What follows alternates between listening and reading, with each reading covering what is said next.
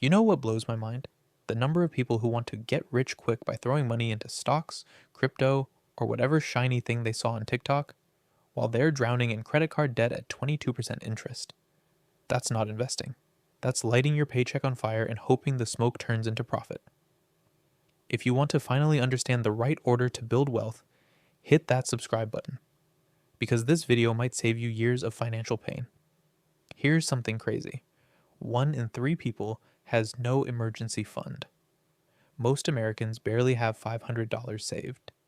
Yet somehow, they're asking whether they should invest in Tesla or Bitcoin. That's like worrying about leather seats when your car doesn't even have an engine. The truth is simple. Wealth has a sequence.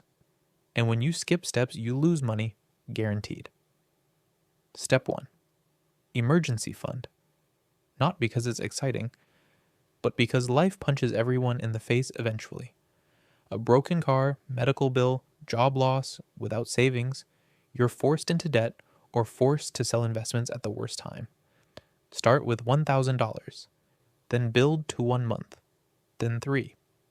Step 2, kill high interest debt. Credit card debt is financial poison. Paying it off gives you a guaranteed return, often higher than the stock market. You wouldn't pour water into a bucket full of holes. So stop investing while you're leaking money. Step 3. Grab employer match. This is free money. A 50% or 100% return just for showing up. If you ignore this, you're literally losing money for no reason. Step 4. Use tax advantage accounts. IRAs, HSAs, 401ks. These accounts let your money grow without the IRS constantly taking a bite.